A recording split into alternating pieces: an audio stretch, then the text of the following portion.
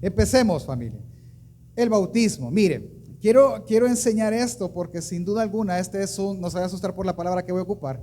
Es un sacramento que la iglesia practica, el cual es quizás una de las prácticas más mal entendidas, más controversiales que existen dentro de la iglesia misma.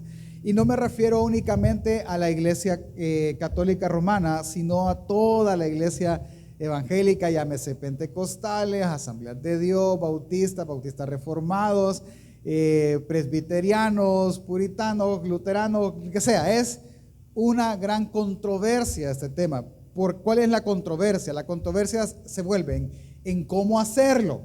Si es por inmersión, si es por aspersión, es decir, si hay que meter a alguien en el agua o no, o solo hay que tirarle con un rociador o con la mano, si hay que hacerlo en un río para que el agua corra, o si en una piscina, o si en un bautisterio creado para eso, si por ejemplo, quiénes deben hacerlo, si solo adultos, si solo niños, si solo aquellos que crean, si es todo mundo, en qué edad, cuál es la función o significado del mismo bautismo, que es una práctica desde la iglesia primitiva. Muchas cosas que decir, no las voy a explicar todas porque no tiene que ver con eso la enseñanza, sino con el propósito del bautismo, pero le voy a decir mi apreciación personal y cómo es que se practica acá. Personalmente creo, y como iglesia creemos, que la persona puede bautizarse siempre y cuando sea posible, es decir, porque habrá casos en los que no va a ser posible.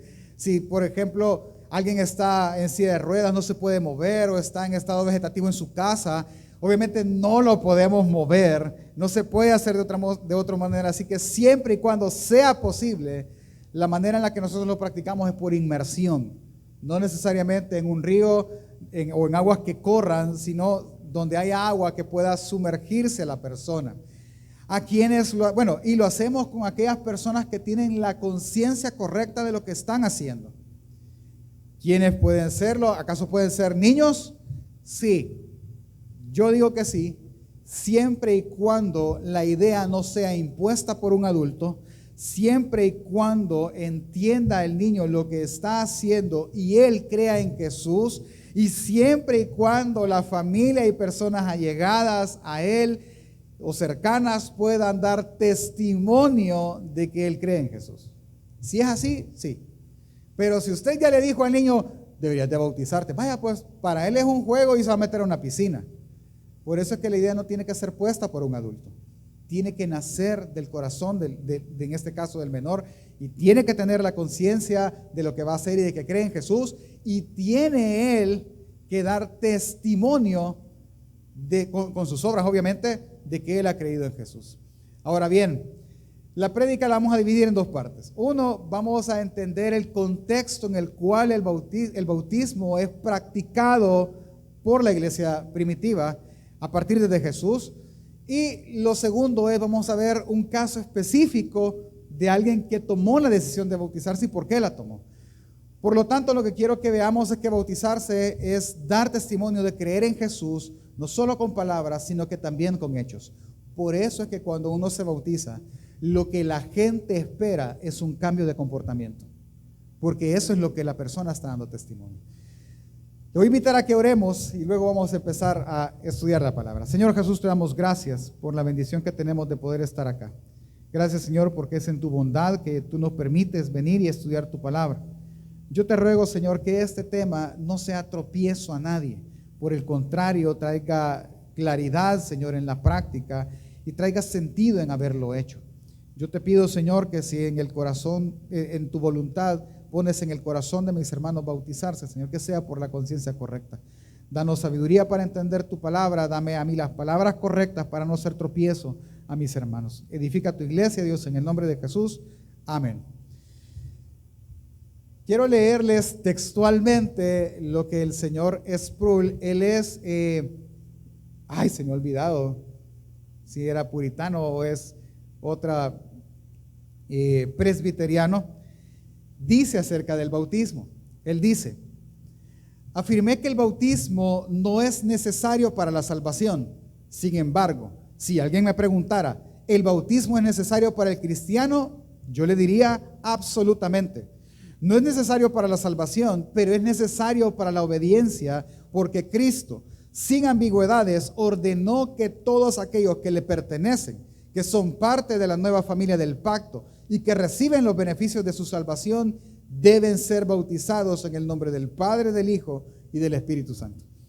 Eso lo menciona él en su libro acerca del bautismo. Ahora, ¿cuándo podemos decir que el bautismo inició? Y présteme atención. El bautismo inició como lo conocemos nosotros de esta manera. Acompáñame por favor a su Biblia en Lucas capítulo 3, versículos del 2 al 3. Voy a leer la versión de Reina Valera porque sé que es la que la mayoría de nosotros tenemos y aunque si lo ve en su teléfono usted puede accesar a muchas otras versiones. Lucas 3 del 2 al 3 dice: y siendo sumo sacerdote Anás y Caifás, vino palabra de Dios a Juan, hijo de Zacarías, en el desierto. Y él fue por toda la región contigua al Jordán, predicando el bautismo del arrepentimiento para perdón de pecados. Pastor, pero ahí está, ahí dice que el bautismo perdona pecados. No, le voy a explicar qué es lo que está pasando. Lo que Juan predicaba era el arrepentimiento para perdón de pecados, pero él empezó a predicar que el reino de los cielos se ha acercado, por lo tanto, arrepiéntanse y bautícense en el nombre del Padre, el Hijo y el Espíritu Santo. Ahora bien, él no está predicando que el bautismo perdona pecados, no está predicando eso, sino que está predicando que el bautismo sea una señal de. Ahora bien, esta práctica del bautismo no inicia en Juan el Bautista, inicia en el Antiguo Testamento y se conoce como el ritual de la purificación, que simplemente es un lavado. Bueno, pero no es un lavado como nosotros entendemos, me voy a lavar y las manos y los brazos. No, sino que es literalmente bañarse. Es esa la purificación. Ahora bien, ¿qué es lo que pasa? Cuando de repente alguien quería entrar a la religión judía, él debía de practicar por lo menos 3 cosas. Número 1, él tenía que circuncidarse, es decir, cortar el prepucio del miembro masculino. Número 2, él tenía que tener una conversión a la ley judía, es decir, practicarla fielmente. Y número 3, él tenía que purificarse con el bautismo. ¿Sí? A eso se le conoce como los presbiterios, como los, se me ha olvidado, pero son gente que no son judía, pero practica la religión judía. En el Nuevo Testamento se conocen como los de la circuncisión, ¿verdad? Pero ellos no, prosélitos es la palabra. Ahora bien, ¿cuál era el punto? Si nosotros queríamos ser judíos, teníamos que cumplir esas 3 cosas. La circuncisión, teníamos que practicar la ley de Moisés y teníamos que bautizarnos, y eso daba muestra de nuestra conversión a la religión judía. Viene Juan y le dice a los judíos, la tarea de Juan el Bautista era preparar el camino al Mesías. La forma de preparar el camino al Mesías era purificando para él un pueblo. Entonces viene él y dice: señores judíos, ustedes tienen que purificarse de sus pecados, tienen que convertirse a la ley de Dios y bautizarse para arrepentimiento de perdón de pecados. Y ahí es donde chocan los judíos, porque dicen: nosotros somos parte del pueblo de Dios, ¿por qué debo de bautizarme? ¿Por qué debo de venir y purificarme si yo ya soy parte del pueblo? Y ese fue el choque de la enseñanza de Juan el Bautista, al punto que Juan el Bautista mismo dice: si no, ustedes dicen ser hijos de Abraham. Esa frase, lo que él estaba diciendo es que ustedes creen ser parte del pueblo de Dios, pero yo le digo que Dios puede levantar aún hijos de las piedras. Así que, ¿quién les ha enseñado a huir de esa manera de la ira venidera? No. ¿Quieren ustedes creer en el Mesías y entrar en el reino de Mesías? Deben de arrepentirse de sus pecados y bautizarse como señal de eso, porque entonces limpiarán su impureza y podremos recibir al Mesías. Hasta ahí todo está bien. Entonces ellos tienen el choque, pero mucha gente sí se bautizó, incluido alguien muy importante. ¿Quién fue? Jesús. Pastor, ¿y por qué Jesús se bautizó? le voy a decir algo que no lo voy a explicar tanto, siento que es obvio, pero prepárese. A esta altura, a pesar que nosotros estamos leyendo Lucas, los primeros capítulos, que aparentemente es el Nuevo Testamento ya, todavía nosotros estamos en el Antiguo Testamento. ¿Por qué, pastor? Acuérdese que esa palabra es Nuevo Pacto y Antiguo Pacto. A esta altura, cuando Jesús se ha bautizado, el Nuevo Pacto todavía no está vigente, porque Jesús es quien lo instaló, ¿sí? En la cena del Señor. Entonces, Jesús está viviendo aún en el Antiguo Pacto y Él dice: Juan, mira, me tenés que bautizar. No, yo no te voy a bautizar si sos el Mesías. No, pero me tenés que bautizar para que se cumpla toda justicia. Es decir, Jesús le estaba diciendo, en palabras muy simples, me tenés que bautizar porque yo voy a pedir que lo hagan también. Y yo no voy a pedir algo que yo mismo no esté practicando. Así que dejar de estar renegando y me voy a bautizar. Y Juan lo bautiza. Esa fue la señal para que viera el pueblo de que era necesaria la purificación. Claro, Jesús no necesitaba purificación. Él lo que estaba dando era ejemplo de justicia, para que se cumpliera toda justicia, dice Juan. Ahora, ¿cuál es el punto en esto? El punto a esa altura es que el bautismo es una señal. ¿Señal de qué es? La pregunta. Para que entendamos qué tipo de señales, tenemos que irnos a unos pactos atrás. Porque cada pacto tenía una señal, ¿sí? Por ejemplo, el diluvio. ¿Cuál es la señal del diluvio, familia? ¿Cuál es? El arco iris, ¿verdad? Ya me habían afligido, hermanos. Yo dije, no, vamos a regresar a las clases del reino entonces. La señal del diluvio es el arco iris. ¿Qué representa el arco iris? Que Dios ya no destruiría la tierra ni al hombre por medio del agua.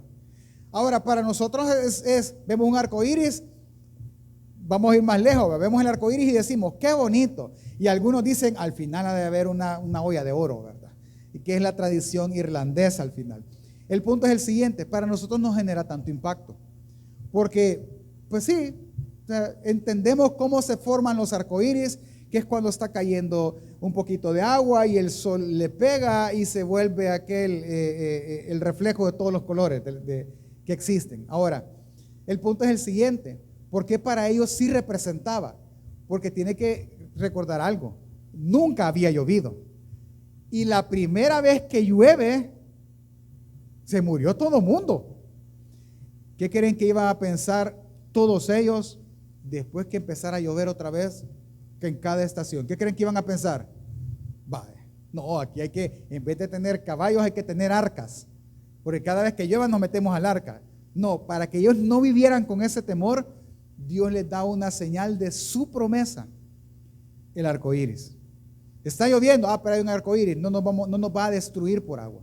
Cada vez que usted vea el arco iris, es la promesa de Dios recordándosela al mundo que no va a ser destruido por agua una vez más.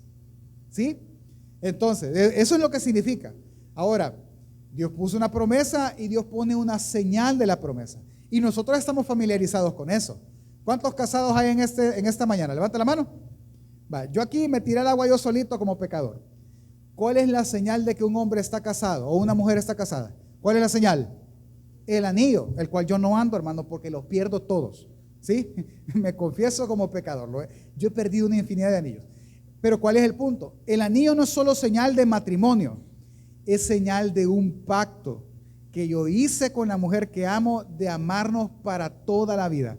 Y dice en la ceremonia: ¿y qué traes tú como señal? Un anillo. ¿Me explico? Nosotros estamos familiarizados con eso. Ahora bien, hay un pacto que es muy, muy claro, que es el pacto que Dios hace con Abraham. No lo vamos a leer porque no es el punto, así que vamos a meter el acelerador. Viene Dios y le promete a Abraham: Abraham, yo te prometo que de ti voy a hacer una gran nación. Y Abraham le cree, pero Dios va a dar una promesa. Y junto con la promesa, Él va a dar un pacto. Cuando Dios se la da, esto está allá en el libro de Números, Números, si no mal recuerdo. Viene y Dios le dice a Abraham, ponga atención, Dios le dice a Abraham: trae unos animales y los vas a partir por mitad. Y vas a hacer un pasillo con los animales, una mitad a la derecha y la otra mitad a la izquierda. Hermano, o sea, partirlo no, con que nos cuesta partir el pollo, ¿va? Se puede usted imaginar partir un cordero, partir una vaca, y el gran, perdóneme la expresión, chorrerío de sangre, ¿verdad? Ahí y a los lados. Cuando Abraham hace eso y los parte, Dios hace dormir a Abraham. Y Abraham se duerme en el pacto, en medio de la ceremonia del pacto. ¿Cuál era el punto? Cuando uno da una señal o hace un pacto, uno jura por algo mayor que él. Nosotros no lo practicamos en nuestra cultura, pero hay uno que otro que dicen, te lo juro por mi madre. ¿Qué está diciendo? Que la madre tiene mucho más valor que su propia palabra. Eso es lo que está diciendo. Pero Jesús Dios como jura. ¿Qué es o quién es más alto que él? Nadie. Así que él debe de jurar por sí mismo. Entonces viene, para no hacérselo largo, ese pacto significaba eso. Lo que Abraham vio fue una antorcha que se paseaba en medio de los animales partidos. Lo que Dios le estaba diciendo a Abraham es, Abraham, si yo no te doy a ti una gran descendencia, que a mí me partan por pedazos. Eso es pesado, hermano. Dios le está diciendo a un hombre, te prometo que haré de ti una gran nación. Y si yo no lo cumplo, Abraham, tú me puedes partir en pedazos como has partido estos animales. Es fuerte la declaración que Dios hace. Para Dios no hay ningún problema porque Él lo va a cumplir. Pero le dice, pero va a haber una señal en el pacto. ¿Cuál es? La circuncisión. Tú debes de partir tu carne ahorita como señal de eso. Y Abraham ser circuncida ya grande, ya viejo. ¿Qué significaba eso? Que así como yo te prometo hacer de ti una nación grande, y si no lo cumplo, me partes en pedazos, si tú no guardas el pacto que yo te voy a dar, yo a ti te cortaré de la promesa y no voy a cumplir la promesa y no vas a tener los beneficios de la promesa, que fue lo que justo pasó en la historia del pueblo de Israel. Entonces, la señal del pacto, de ese pacto con Abraham, fue la circuncisión. ¿Cuál es la señal del pacto, del nuevo pacto que Jesús hizo? El bautismo. Y es por eso que Jesús manda a practicarlo. Siempre hemos dicho, es que es un acto de obediencia, pero ¿dónde está el mandato? Es el punto. ¿Cuándo fue lo que Jesús lo impone? En Mateo 28, del 18 al 20, que nosotros conocemos como la Gran Comisión. Si nosotros leemos despacio el texto, nosotros vamos a entender lo fuerte del mandato, la señal del mandato, y entonces entenderemos lo que promete Dios con el mandato. ¿Sí? Mateo 28, del 18 al 20 dice, y Jesús se acercó y les habló diciendo, toda potestad me es dada en el cielo y en la tierra. Deténgase ahí. Jesús acaba de morir, fue a la tumba y resucitó y ahora está apareciendo a toda la gente, ahora está con los discípulos. Y él dice, toda potestad me es dada, es decir, yo tengo todo el derecho en el cielo y en la tierra de hacer lo que me plazca. Por eso, porque tengo todo el derecho de pedirles lo que yo quiera, les pido, id y hacer discípulos a todas las naciones. Yo podría preguntarme ahí, ¿cómo quieres que lo haga? Bautizándolos en el nombre del Padre, del Hijo y del Espíritu Santo, y enseñándoles que guarden todas las cosas que os he mandado. Y he aquí yo estoy con vosotros todos los días hasta el fin del mundo. Amén. Vaya, vea, allá hay un mandato y hay una promesa ahí. Una de tantas que Dios promete por la señal del bautismo, la señal del pacto. ¿Cuál es el mandato? El mandato es a todo aquel que cree ahora, en este caso los discípulos, que vayan y hagan otro discípulo como él. Primero, tú crees, tú y yo estamos mandados a ser discípulos. ¿Sí? ¿Cómo los voy a hacer? El discípulo tiene que cumplir con el que discipula dos cosas. Uno, lo voy a decir en un orden inverso, intencionalmente. enseñándole todo a la otra persona, todo lo que Jesús mandó, todo lo que Jesús enseñó. Y una vez enseñado todo lo que Jesús enseñó, entonces procede y bautízalo. Es que Él tome la señal de este nuevo pacto en su sangre. Y la promesa es que Él estará con nosotros todos los días hasta el fin del mundo. Pastor, ¿y Jesús cumplió la promesa? Sí. ¿Cuándo? Cuando Él se bautizó. Él acepta la señal y sella la señal y dijo, ok, esta será la señal. Yo mismo la cumplí también. ¿Qué representa o de qué es señal el bautismo? El bautismo es señal del pacto de gracia en la sangre de Jesús. Es decir, Él lo señala o Él pone una prueba en la cual es el bautismo, diciendo que nosotros no somos salvos por gracia en su sangre. 2, es señal de que nosotros fuimos purificados e injertados, como lo dice Pablo en Romanos 11, en el olivo original, siendo nosotros el olivo silvestre. Jesús nos inserta en el pueblo de Dios. Esa es la otra señal, porque ya fuimos purificados. 3, es una señal de regeneración del corazón. No es una prueba, es una señal. Eso lo hablamos el martes, pero se lo recuerdo rápidamente. Porque se espera que aquel que se bautiza dé testimonio con sus obras desde ese día en adelante públicamente de que él cree en toda la ordenanza de Cristo Jesús o en todo el consejo de su voluntad, es decir, en toda la palabra. El bautismo es señal de remisión de pecados, de que Jesús ha perdonado mis pecados, de que yo lo creo y tengo total entrega a Dios, como lo dice Gálatas 2:20, con Cristo estoy juntamente crucificado y ya no vivo yo. Y por último, es señal de la muerte y la resurrección de Jesús.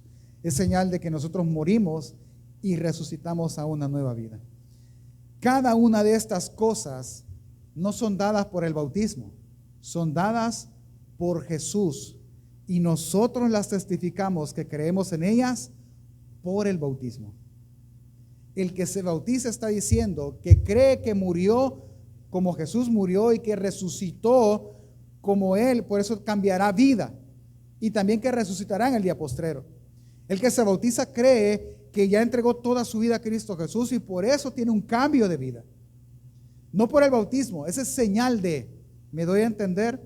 Ahora, hasta ahí, si yo lo resumo en una sola oración, es que la señal del bautismo es dar testimonio público de que yo creo en el pacto de Cristo Jesús, en la salvación por gracia, y como muestra públicamente ante la iglesia y Dios, yo me bautizo para dar testimonio que desde este momento mi vida debe cambiar porque creo en Cristo Jesús.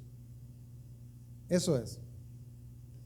Ahora, aquí se vuelve un poco complejo y uno dice, sí, pero veamos un ejemplo y ahí que nos aterrice todo. Acompáñenme conmigo en su Biblia, por favor, a Hechos capítulo 1, versículo del 4 al 5. El libro de los Hechos muestra un tema.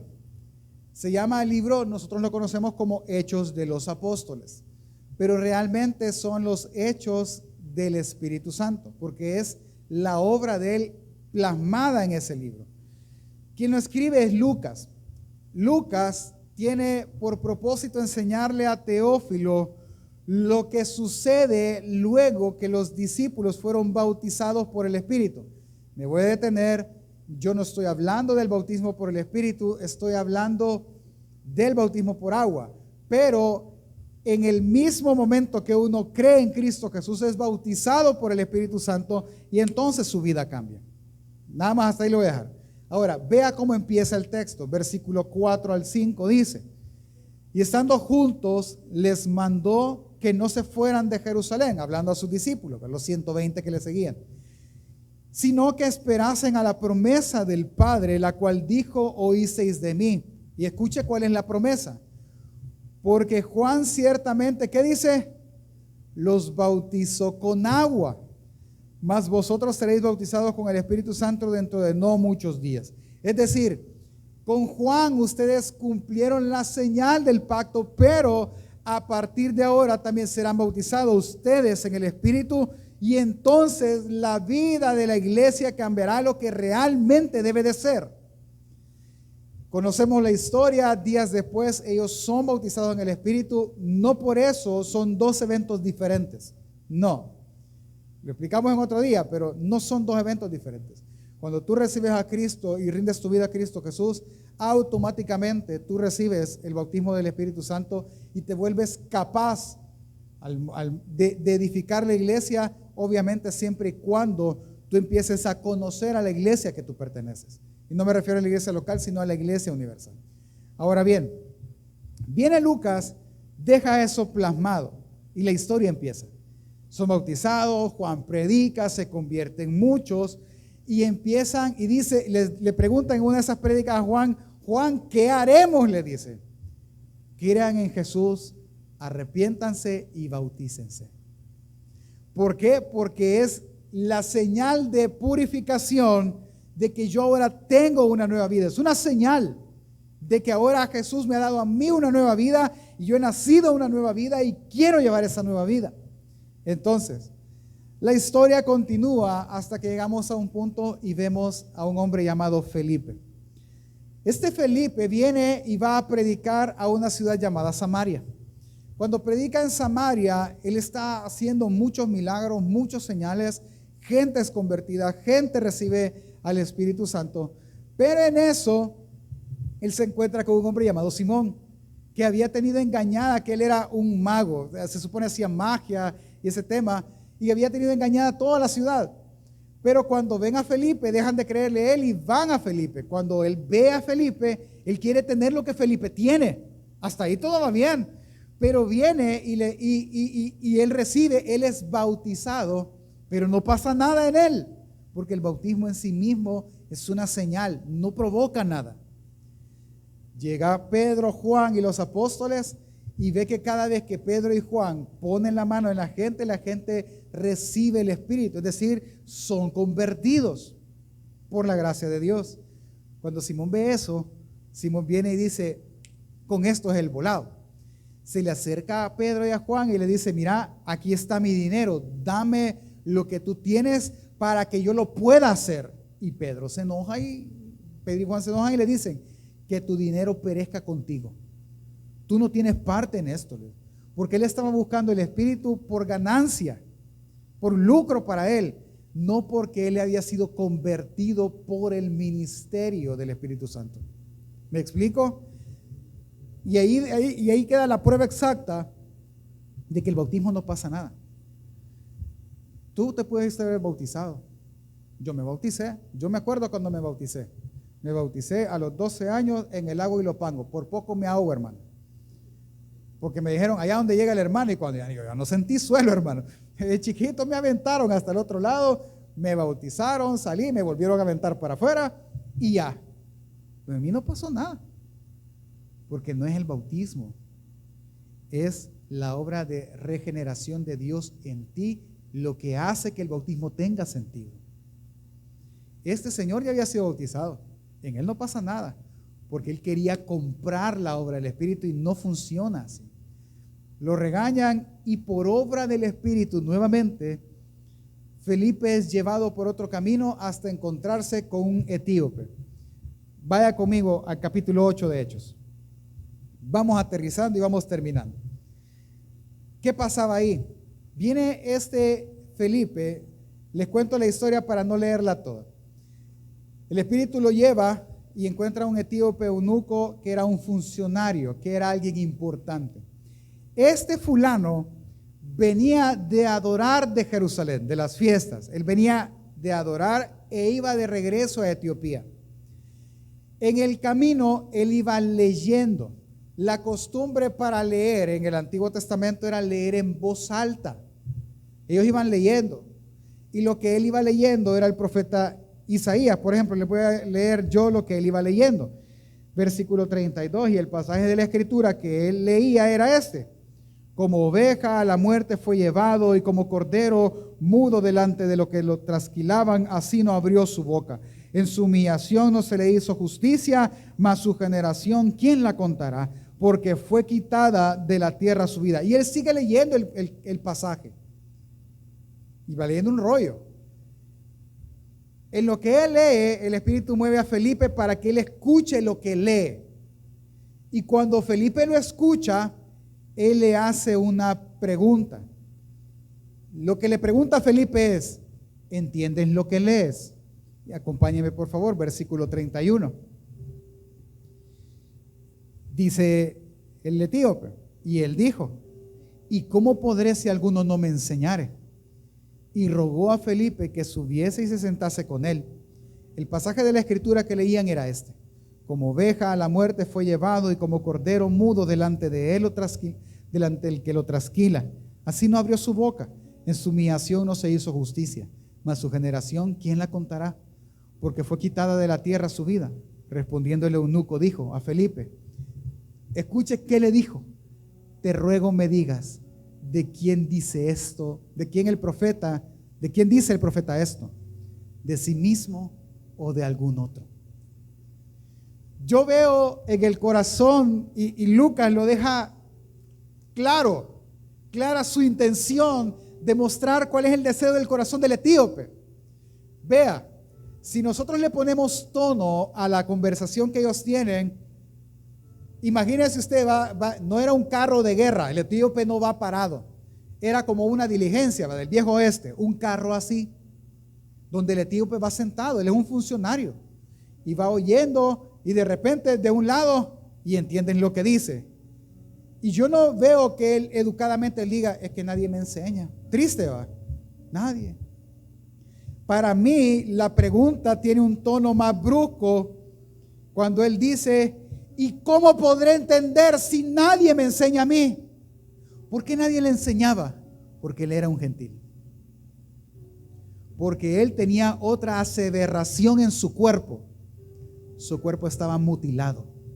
Ningún judío tradicional iba a acercarse a alguien con un cuerpo mutilado, porque esa era una aseveración a Dios. Nadie. Él no está diciendo que no entiende. Él está reclamando que nadie le predica, que nadie le enseña, por su condición tan inmunda para todo el pueblo. Ni siquiera podía ser un prosélito, porque no querían bautizarle por haber mutilado conscientemente su cuerpo. Él se había cortado su miembro, y ese era un pacto en la cultura de él. Es un reclamo el que le hace Felipe. Y sin duda Dios provee a este hombre del pan que él tanto deseaba comer. El etíope tiene hambre de Dios. Tiene hambre de querer saber de quién es que la escritura habla. Si habla de los profetas cuando se refiere a que alguien sufrirá, o de alguien más. El problema que vemos en la narrativa es ese. Dime de quién habla este libro, a quién se refiere el profeta. Yo quiero saber quién es al que van a mutilar, al que injustamente van a tratar. ¿De quién dice esto? Versículo 35. Y entonces Felipe, abriendo su boca y comenzando desde esta escritura, es decir, desde Isaías, le anunció el evangelio de Jesús. Y yendo por el camino llegaron a cierta agua, y dijo Felipe, y dijo el eunuco, aquí hay agua, ¿qué impide que yo sea bautizado? Regresemos. Él tiene hambre. Él hizo una pregunta. ¿De quién habla? ¿De quién habla? Felipe, por favor, dime de quién habla el profeta Isaías. ¿Cuál fue la respuesta de Felipe? De Jesús. Se refiere a Jesús. ¿Acaso, etíope, tú has escuchado de un hombre que hace unos meses atrás, murió en una cruz, fue sepultado y resucitó al tercer día? De ese habla el profeta. Es que el profeta Isaías dice más adelante, etíope, que él iba a ser un varón experimentado en quebranto, un varón de dolores. Nadie lo iba a creer, nadie iba a tener buen parecer de él. Iba a ser rechazado por toda una nación, y así fue, y ellos lo mataron. Fue muerto por judíos y fue representada su muerte en los gentiles con este gobernante romano. Entiende, con Pilato. De él habla, y su muerte es para perdón de nuestros pecados. Su muerte es para purificar no solo el exterior, sino mucho más el interior. Es más, él venía de Dios y un día, escuche, un día él fue bautizado. Y hubo una voz del cielo que apareció y dijo: este es mi Hijo amado, en él tengo complacencia, a él oír. De lo que tú quieres oír, etíope, es de Jesús. ¡Alto! Aquí hay agua, Felipe. ¿Qué impide que yo sea bautizado como Jesús fue bautizado? Sigamos leyendo. Felipe dijo: si crees de todo corazón, bien puedes. Y respondió y dijo: creo que Jesucristo es el Hijo de Dios. Y mandó a parar el carro, y descendieron ambos al agua, Felipe y el eunuco, y le bautizó. Cuando subieron del agua, el Espíritu del Señor arrebató a Felipe, y el eunuco no le vio más, y siguió gozoso su camino. Eso es el bautismo. El bautismo es que la persona diga con gozo que cree en el nombre y en la obra de Jesucristo, el Hijo de Dios. ¿Qué llevó a este eunuco a bautizarse? Creer. Creer que del que él quería saber lo era todo. Lucas deja ver muy claramente que es tan fuerte la obra del Espíritu Santo en la persona que lo regenera, lo purifica, lo convence de pecado al punto que la persona desea testificar de su purificación y su compromiso para con Jesús con el bautismo. Para la persona, el bautismo es una señal que ha nacido de nuevo, que ha sido regenerado por la gracia de Cristo Jesús y que tiene un solo propósito en su vida: glorificar al Padre. Eso es el bautismo. Déjame decirte que si tú ya te bautizaste y tú no tenías esta conciencia, ¿qué te impide hacerlo de nuevo? Nada. Nada. Absolutamente nada. Tampoco tienes que hacerlo. Pero si ya te bautizaste y de verdad crees en Cristo Jesús y de verdad recuerdas el justo momento cuando un ministro tomó tu cuerpo en su brazo, tapó tu nariz quizás y te dijo: sepultado con Cristo y resucitado una nueva vida. Si recuerdas ese justo momento, entonces toma conciencia de que tú ya no vives para ti, sino para aquel que murió y resucitó por ti. De eso trata el bautismo. Es que entiende que la obra del Espíritu es poderosa en eso. Porque cuando tú conoces a Jesús, cuando tú conoces que Jesús tomó tu vida, pasa algo. Romanos 8, del 16 al 17 dice que el Espíritu mismo da testimonio a nuestro espíritu de que somos hijos de Dios. Y si hijos, también herederos. Y si herederos de Dios y coherederos con Cristo. Y si es que padecemos juntamente con Él, para que juntamente con Él seamos glorificados. Hermano, de verdad le invito, no se vaya a perder por nada las prédicas que siguen. Le quiero explicar algo. Que ayer que lo vimos con los maestros de niños. A mí en lo personal, me llenó de mucha alegría. Imagínese usted, véase, usted exteriormente está limpio, ¿sí? Vea al de la par, véalo, se bañó, a pesar de que llovió, ¿verdad? Se bañó, se arregló, como los fariseos, bien bonitos por fuera, pero cuando Jesús se refirió a ellos, les dijo: sepulcros blanqueados. Por dentro ustedes están llenos de muerte y podredumbre. Nosotros por dentro, en nuestra carne, habita el pecado. Deseamos pecar constantemente. Martín Lutero decía que cuando él estaba traduciendo al alemán el libro de Romanos, cada vez que Satanás ponía pensamientos impuros en su mente, él agarraba el tintero de su pluma y lo aventaba contra la pared y le decía: vete de aquí, Satanás. Y él entendía que no podía librar su cuerpo de muerte hasta el día de la glorificación. ¿Qué le quiero decir, hermano? Un día llegó Cristo Jesús a su vida y usted y yo estábamos llenos totalmente de pecado, totalmente. Entienda algo. Nosotros vemos la muerte de Cristo como que Cristo Jesús llegara donde nosotros y viniera y empezara a limpiar nuestro pecado. No. Él no solo limpió nuestro pecado, Él arrancó nuestro pecado y se lo puso Él. Yo quedé limpio y Él se hizo pecado. Y Él murió por ese pecado, el cual Él no cometió. Cuando veo esa muestra de amor de Cristo Jesús, yo lo único que debería de hacer es oír el testimonio del Espíritu en mí, diciendo: conviértete, regenérate, y da señal de eso bautizándote. Y una vez te bautices, empieza a mostrarle al mundo que tienes la plena convicción de que Él regeneró tu vida y muestras plena conversión. En el bautismo de Jesús nosotros podemos oír eso. Cuando Jesús se bautizó, vino una voz del cielo que dijo: este es mi Hijo amado, en Él tengo complacencia. Vemos que el Espíritu Santo reposa en Él y su ministerio empieza justamente ese día.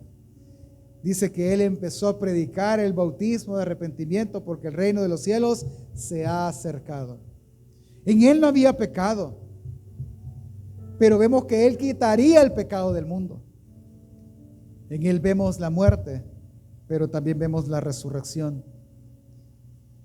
Así que vemos en el bautismo una señal, vemos un mensaje, que fiel es el que lo prometió. Si Él lo prometió y dejó esto por señal que Él mismo cumplió, Él lo hará, hermano. Entonces tomemos conciencia de que es el bautismo. Tomemos conciencia que Jesús es la razón de nuestra vida y que su sacrificio es el único medio para nuestra salvación. Y el bautismo, la obra para poder testificarlo. Por lo tanto, hermano, bautizarte es dar testimonio de creer en Jesús, no solo por palabra, sino también con hechos. Así que la gente no solo debería bautizarse porque es parte de la membresía de una iglesia, por ejemplo. Porque algunas iglesias es eso. Tú quieres ser miembro, bautízate. No, yo ya me bauticé. No, bautízate otra vez. No importa. En algunos casos es así. Nosotros no es así. Pero no es el bautismo, no es solo para eso. Debería de hacerlo una persona, bautizarse, consciente que ha dicho a Dios y al mundo con ese acto que vivirá y honrará el pacto hecho en la sangre de Cristo Jesús. El bautismo debe de ser consciente a una persona que Cristo Jesús es la garantía de toda promesa y que el bautismo es únicamente una señal, pero debe de ser una parte importante en la vida del cristiano. Así que, primero, si ya te bautizaste, si ya pasaste por las aguas, como suelen decir algunos ministros, compórtate como tal. Rinde tu vida diariamente a Dios y muestra fruto digno de una verdadera conversión. O como lo dijera Juan, muestren frutos dignos del arrepentimiento que con el bautismo profesaron. Y si estás tú por bautizarte el próximo fin de semana, sé consciente de lo que es y de lo que no es. no es un simple acto de obediencia. No es un simple acto de mojarte. No, es un acto donde le dirás a la iglesia, donde le testificarás a tu Creador que crees en Dios, que rindes por completo a tu Redentor tu vida y que te convertirás con la ayuda del Espíritu Santo en lo que Dios desea. Ser más como Cristo Jesús. Y por último, antes de dar el paso de bautizarte, medítalo bien, ora. Si tú no estás convencido de eso, no lo hagas, porque desperdiciarás una bonita, pero muy bonita ocasión de testificar al mundo quién es tu Redentor. Por lo tanto, hermano, bautizarte es dar testimonio de que crees en Jesús, no solo de palabra, sino con hechos. Póngase de pie, hermano, un momento. Imagínense cómo es. Este es bonito. Quiero terminar así. Cuando el pueblo de Israel fue hecho pueblo, vienen ellos ya tenían la señal del pacto de Abraham, que era la circuncisión, y son llevados a Sinaí, y en Sinaí se les da la ley, ¿sí? Se les dice: ustedes serán mi pueblo y yo seré su Dios, y Dios les da la ley a ellos. Y la ley está escrita en tablas, y ellos empiezan a practicar la ley ceremonial, la ley moral y todos los mandamientos. Pero llegado el momento, ellos tienen que salir también. Cuando salen de Egipto, me adelanté. Cuando salen de Egipto, ellos llegan al Mar Rojo, ¿sí? Dios ya los había hecho pueblo, eran la nación de Abraham. Dicen algunos autores que ellos experimentaron el bautismo en agua de una manera totalmente diferente. ¿Cómo? Todo el pueblo junto. ¿Cuándo, pastor? Cuando el mar se abrió y ellos pasaron. Y pasan del otro lado, el mar se cierra, sus pecados quedan atrás, su pasado queda atrás, la vieja vida en Egipto queda atrás, y ahora tienen una vida nueva, y lo siguiente que Dios les dará es la ley. Pero lo interesante es esto: cuando ellos pasan el Mar Rojo, ¿qué es lo primero que hicieron? Cantarle. Y empezaron a exaltar al Dios omnipotente que los había salvado, al Dios omnipotente que perdonó sus pecados, al Dios omnipotente que los salvó y su pasado quedó atrás y que ahora los llevaría con una esperanza nueva al futuro. Es que eso pasa, ¿no? Por lo cual, si tú ya has rendido tu vida a Cristo Jesús y ya te bautizaste, exáltale. Exáltale ahora. Si tú no te has bautizado, pero ya entregaste tu vida a Jesús y estás tan seguro de eso, exáltale y luego da testimonio por medio del bautismo.